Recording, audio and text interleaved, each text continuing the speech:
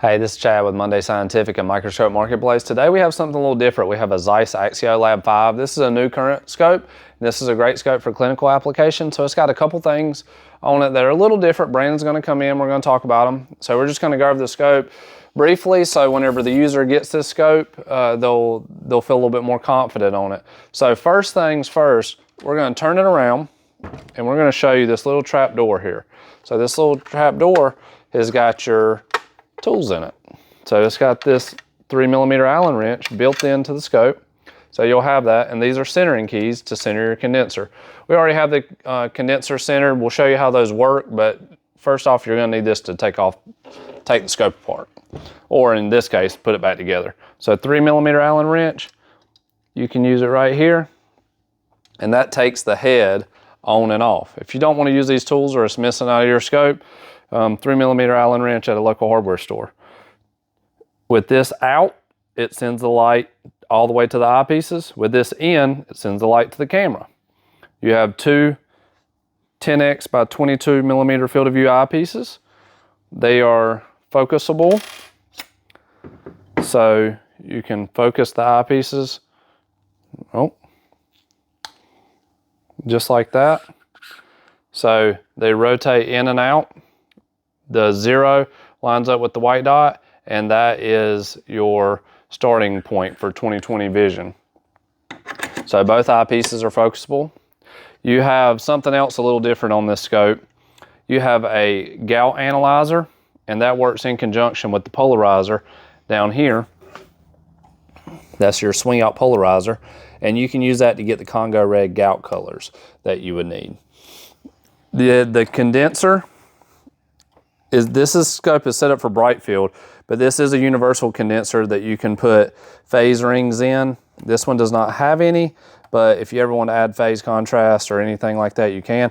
This BF position is the starting position for bright field. That's where your condenser needs to be at for this particular scope. We're not going to go into any more depth about it because we're talking about how this scope is set up for this user.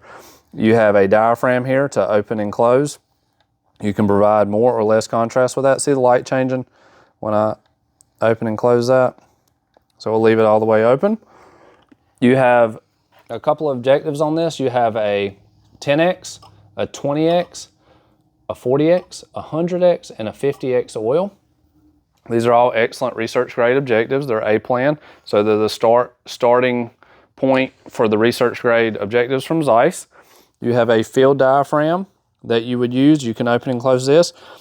You can use that to set color illumination. And we have a whole nother video on how to do that process. So we were talking about those centering keys. I'm just going to show you how it works real briefly. So the centering keys go right in here on each side. Obviously, you'd want to leave your hand on it or it'd fall out. But they go in on each side, and that's how you center the condenser. Let's see here. So you would center the condenser like that. We already have it centered. We already have it set at the proper stage height for this user. But if they ever want to change it, move the scope, or ever have any problems, that's how you do it.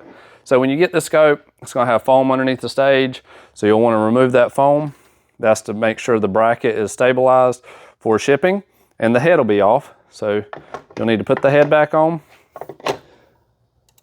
Always leave your hand on the scope or whatever part you're tightening.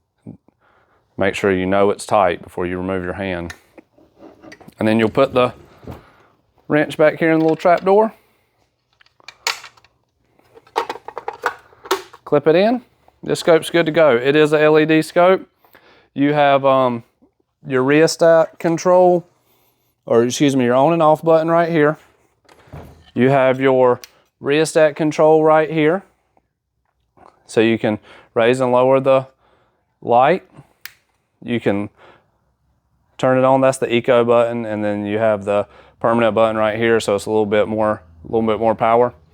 And if you got any questions about this scope, you can reach out to us at info@mundaymicroscope.com. That's Monday with a U. You can give us a call at 919-775-5596. And if this video brought you value, please like and subscribe. Thanks.